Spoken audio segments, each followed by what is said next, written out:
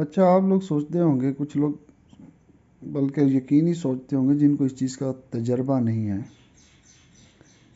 کہ ہجرت سے کیا فرق پڑتا ہے۔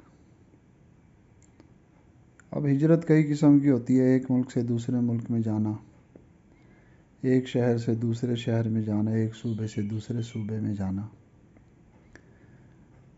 تو ایک مصیبت سے نکل کے دوسری مصیبت میں جانا۔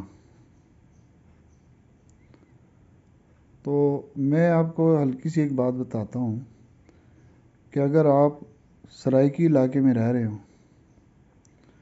اور آپ کو اردو بولنے والوں کے درمیان ہی جانا پڑ جائے نا، تو سرائیکی کے پہاڑے چھوڑ کے اور آپ کو اردو کے پہاڑے یاد کرنے پڑ جائیں نا، تو آپ کو لگ پتہ جائے گا۔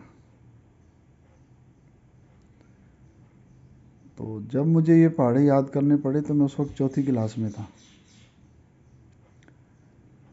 تو وہ مجھے سرائیکی میں پہاڑے آتے تھے، دوسری جگہ جا کے مجھے اردو میں یاد کرنا پڑ گئے۔ تو اس سال تو پاس ہونا بالکل ہی ناممکن تھا، لیکن مہربانی ہے وہ ہمارے ملکی حالات کی۔ اس سال کچھ ایسے حالات ہوئے تھے، حکومت نے اعلان کیا تھا کہ اس دفعہ کیونکہ اسکول زیادہ تر بند رہے ہیں تو تمام بچے پاس۔ تو میں جناب چوتھی کلاس میں پاس ہو گیا اور پانچویں میں چلا گیا۔ تو وہ جو میں اپنے علاقے میں تھا اس وقت کلاس میں تھرڈ اور سیکنڈ آتا تھا، تو وہاں دھکے سے پاس ہو گیا۔ اس کے بعد پاس کے علاوہ میں کچھ نہیں آیا، بلکہ دو امتحان ہوتے تھے اس وقت، ششماہی کہتے تھے اور سالانہ۔ تو ششماہی میں تو وہ ترقی پاس کر دیتے تھے اور سالانہ میں پاس کر دیتے تھے۔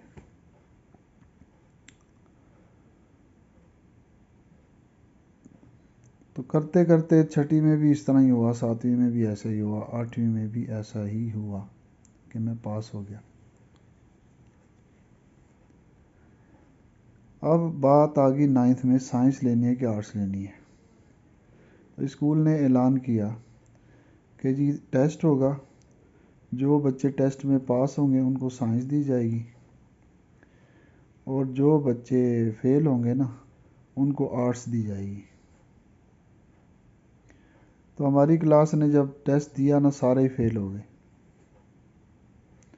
اب ان کے پاس ایک ہی آپشن بچی تھی کہ جو پاس ہیں ان کو سائنس دے دی جائے، اور جو فیل ہوئے ہیں ان کو آرٹس دے دی جائے۔ یعنی کہ جو پچھلا جو ایگزام ہوا تھا نا سالانہ، اس میں جو لوگ پاس ہوئے تھے ان کو سائنس دے دی گئی، اور جو ترقی پاس ہوئے تھے ان کو آرٹس دے دی گئی۔ تو خیر ہم کافی سارے لڑکے جو ہے نا وہ سائنس پڑھنا شروع ہو گئے، اور ہمارا کیریئر سائنس کے حساب سے شروع ہو گیا۔ ماں باپ کو کوئی نہیں پتا تھا کہ ان کے ساتھ کیا ہو رہا ہے، یہ سائنس لے رہے ہیں کہ آرٹس لے رہے ہیں۔ اب آپ ستم ظریفی یہ دیکھیں کہ جن لڑکوں کو آرٹس ملی تھی نا، ان پہ تو مہر پکی لگ گئی نا کہ یہ لوگ نالائق ہیں۔ تو وہ آرٹس کلاس جو ہے تھوڑے سے لوگوں کی، وہ نائنتھ تک ہی چل پائی۔ وہ نائنتھ میں بھی سارے فیل ہو گئے بورڈ کے ایگزام میں، کیونکہ اس طرح سے بچوں کے ساتھ زیادتی ہوتی ہے کہ ان کو بالکل جو ہے نا نظر سے، دل سے، معاشرے سے گرا دیا جاتا ہے۔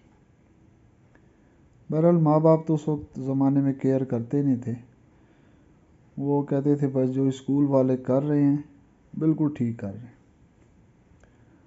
تو کرتے کراتے خیر ہمیں جناب وہ سائنس مل گئی۔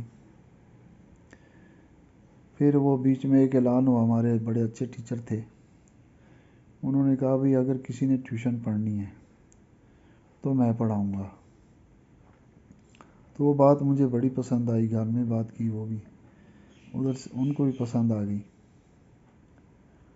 تو وہ جناب بورڈ کے ایگزام ہوئے تو وہ جتنے بھی نمبر تھے بہرحال کلاس میں میرے سب سے زیادہ آ گئے اتفاق سے۔ پھر میٹرک میں بھی ظاہر اب زیادہ ہی آنے تھے۔ تو یہ رہنمائی، وقت، مختلف دھکے، اور اس وقت کی بات، آج جو وقت ہے، اب جو فیصلے ہوں گے، اب جو دھوکے ہوں گے، اب جو بے انصافیاں ہوں گی، وہ اس وقت کے لحاظ سے ہوں گی۔ ایسا نہیں ہے کہ جی ماں باپ پڑھے لکھے ہیں اور ہر وقت اسکولوں کے چکر لگاتے رہتے ہیں تو کوئی بہت بڑا فرق پڑ جائے گا۔ ماں باپ کی ایک لمٹ ہوتی ہے، وہ وقت کے ساتھ ساتھ جو ہے نا کوپ اپ نہیں کر پاتے۔ اکثر میں نے پڑھے لکھے گھروں میں دیکھا ہے کہ باپ تو بہت مصروف ہوتا ہے، تو پڑھی لکھی ماں جو ہوتی ہے وہ کیونکہ خاتون خانہ بن جاتی ہے تو اس کے بس میں صرف 8ویں کلاس تک بچوں کو پڑھانا ہوتا ہے۔ تو وہ بچے 3 سال کی عمر سے لے کر اور کلاس 8 تک تو ڈاکٹر انجینئر ہی بن رہے ہوتے ہیں، لیکن جیسے وہ 9th 10th میں آتے ہیں، فرسٹ ایئر سیکنڈ ایئر میں آتے ہیں نا، وہ مائیں فیل ہو جاتی ہیں۔ پھر ان کو استاد تلاش کرنے پڑتے ہیں، ٹیوٹر تلاش کرنے پڑتے ہیں، وہ بھی کوئی اچھا بندہ مل جائے تو ٹھیک ہے۔ تو اس کے بعد ان بچوں کا جناب کیریئر جو ہے نا کسی اور طرح سے ڈیسائیڈ ہونا شروع ہو جاتا ہے، کسی اور ڈائریکشن میں چلا جاتا ہے۔ تو یہ وقت کے حساب سے جو ہے نا انسان کو مختلف دھکے لگتے رہتے ہیں۔ تو بہرحال شروع میں جو بات میں نے کی تھی نا، یہ مزید جو ایجوکیشن والی ہے نا، میری قابلیت والی، وہ میں آپ کو یہ بتاؤں کہ فرسٹ ایئر میں میرے 50% مارکس بھی آئے تھے، اور میں کالج کے جس گیٹ سے داخل ہوا تھا نا اس سے پھر واپس نہیں آیا، کیونکہ وہ دوستوں نے پوچھنا تھا کتنے نمبر آنے ہیں۔ تو وہ میں پیچھے ایک وہ دوسرا دروازہ تھا جو بند تھا نا، اس سے ٹپ کے باہر آیا تھا۔ میں نے کہا چلو آج کا دن تو شرمندگی سے بچ جائیں گے نا۔ بہرحال وہ ایف ایس سی میں بھی دوبارہ سیکنڈ ایئر میں کوئی غیرت جگائی اور مناسب سے نمبر آ گئے، تو پھر عزت بحال ہو گئی۔ تو یہاں پر میں اپنے یہ وہ جو کیریئر والی بات ہے اس کو سٹاپ کرتا ہوں، وہی آتا ہوں ہجرت کی طرف۔ تو پہلا تو یہ ہوتا ہے کہ آپ ایک موٹی سی مثال لے لیں کہ اگر آپ کو سرائیکی زبان سے اردو میں یاد کرنے پڑ جائیں نا پہاڑے، تو بڑی مصیبت آ جاتی ہے۔ اور دوسری جو بڑی حقیقت ہے نا کہ جب آپ اپنے علاقے کو چھوڑیں گے، جب دوسرے علاقے میں جائیں گے نا، آپ بے شک ان کو جناب چودھری بتائیں، ملک بتائیں، سید بتائیں، وہ آپ پہ بالکل یقین نہیں کرتے۔ وہاں جو سیٹلڈ لوگوں کی ذات ہے وہ سب سے اونچی ہوتی ہے۔ جو مائیگریٹ کر کے آتے ہیں نا، مائیگریٹ ہونا سب سے نیچی ذات میں کنورٹ ہونے والی بات ہے۔ تو وہ لوگ ہیں نا یقین ہی نہیں کرتے کہ یار یہ بندہ جو ہے نا کوئی اچھی نسل کا ہے، کیونکہ وہ بدحال ہوتا ہے، اس کی جیب میں پیسے نہیں ہوتے، تو لوگ جو ہیں وہ اس پہ بالکل یقین نہیں کرتے کہ یہ کوئی ہے نا ملک ہوگا، خان ہوگا، بزدار ہوگا، کیا ہوگا کیا نہیں ہوگا۔ بس اس کو یہی دیکھتے ہیں کہ یار یہ ہے نا پھٹے پرانے کپڑے، بغیر مکان کے، کرائے کے گھروں میں رہ رہا ہے، مزدوریاں کر رہا ہے، تو یہ کوئی ہے نا چھوٹی نسل کا ہی ہوگا۔ پھر بچیوں کے رشتے نہیں ہوتے، کیونکہ آپ اپنا علاقہ، اپنے رشتے دار تو چھوڑ چکے ہیں۔ جیسے کہ وہ کراچی میں کافی سارے بہاری آئے تھے مائیگریٹ کر کے، ان کی بچیاں جوان ہوتی رہیں، کس نے ان سے رشتے کرنے تھے؟ تو بڑا برا حال ہوتا ہے جب بندہ مائیگریٹ کرتا ہے، چاہے کوئی بھی کرتا ہو مائیگریٹ، ایکس وائی زیڈ، چاہے کے پی کے سے کوئی دوسرے علاقے میں جائے، چاہے پنجاب سے سندھ میں چلا جائے، چاہے سندھ سے وہ بلوچستان میں چلا جائے. تو جو لوگ مائیگریٹ کرتے ہیں نا، ان کی تو وہ کاسٹ بھی ختم ہو جاتی ہے، ان کی ایجوکیشن ختم ہو جاتی ہے، ان کے بچوں کے رشتے نہیں ہوتے. تو جو سیٹلڈ لوگ ہوتے ہیں نا، وہی سب سے بڑے چودھری ہوتے ہیں. ان کی ذات بھی بہت اعلیٰ ہوتی ہے. وہ آپ دیکھ لیں کہ ہر علاقے میں، سندھ میں شاہ جی ہیں، تو پنجاب میں چودھری ملک ہیں، KPK میں خان ہیں، اور بلوچستان میں تو مائیگریشن اتنی ہوئی نہیں ہے، وہ تو اپنے طور پہ بڑی بڑی ذات والے لوگ ہیں. اسی لیے اکثر یہ ہوتا ہے نا کہ جی وہ فلاں ڈیم بنانا ہے تو نہیں بنانا، وہ لوگ رولا ڈالتے ہیں. وہ ایک لحاظ سے صحیح بھی رولا ڈالتے ہیں نا، کہ ان کی تو کاسٹ ہی ختم ہو جائے گی. وہ کس کو بتائیں گے کہ ہمارے جناب بزرگ تھے، وہ بڑے جناب ترم خان تھے. تو ایک کاسٹ کا بڑا یہ نقصان ہوتا ہے، مائیگریشن کا ایک بڑا نقصان ہوتا ہے کہ انسان کا سب کچھ جو ہے نا، وہ آئیڈینٹی ختم ہو جاتی ہے.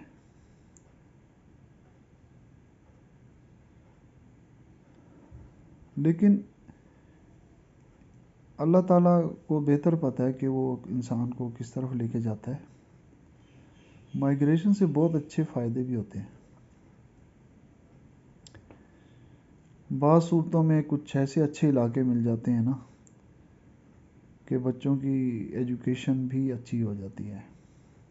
یعنی کہ وہ بچے اسی سٹیج میں ہوں، شادی کی عمروں میں نہ ہوں، تو اچھی ایجوکیشن ہو جاتی ہے، اچھا بندہ سیٹل ہو جاتا ہے. اچھا، کچھ لوگوں کو بزنس اچھا مل جاتا ہے، تو پیسوں کی فراوانی ہو جاتی ہے، اور وہ جو پیچھے اپنے احباب چھوڑ کے آئے ہوتے ہیں نا، ان کو بھی ہیلپ آؤٹ کر دیتے ہیں. تو میں یہ بالکل نہیں کہہ رہا کہ مائیگریشن ایک بہت بری چیز ہے، بلکہ اس کے اچھائی اور برائی دونوں چیزیں جو ہے نا، وہ مجھے پتہ ہے.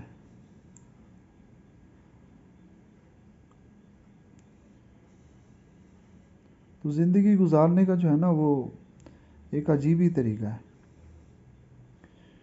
اس میں اسی لیے وہ سارا کچھ ہے نا، پیغام جو ہمارا دینی پیغام ہے نا، اس میں ان چیزوں کی اہمیت نہیں ہے، کاسٹ کی، علاقے کی.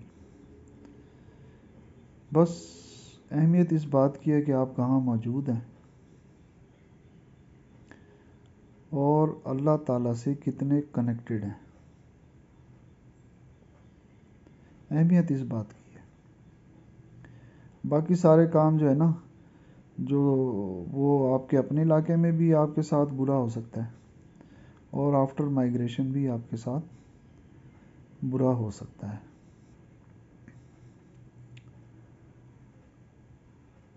تو سب کی زندگی میں اگر اچھے حالات آ جائیں تو وہ مائیگریشن کا دکھ بھی بھول جاتے ہیں. لیکن اچھے حالات، اچھی ایجوکیشن، پیسہ، تمام چیزوں کے باوجود نا، وہ جو کسک ہے نا علاقہ چھوڑنے والی، وہ بہت بڑی ہوتی ہے، وہ لازمی رہتی ہے. یعنی کہ وہ جو سائیڈ ایفیکٹ ہے نا، وہ پرماننٹ ہوتے ہیں، کہ آپ کو اچھی ذات کا کوئی مانتا ہی نہیں ہے. آپ کو بہت ساری اپنے اندر تبدیلیاں لانی پڑتی ہیں، کیونکہ ہمارا معاشرہ جو ہے وہ مسلمان تو ہم سارے ہو گئے ہیں،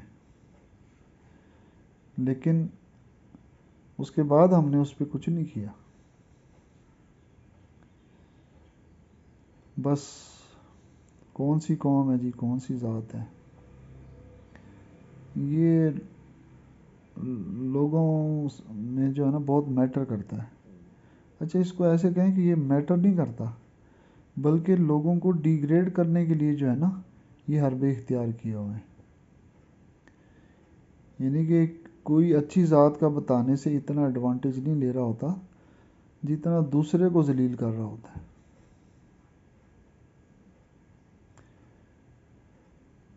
تو آپ کا جو کردار ہے، جو تقوی ہے، وہ اللہ کو پسند ہے، اس سے آپ کی شناخت اللہ کے حضور ہونی ہے۔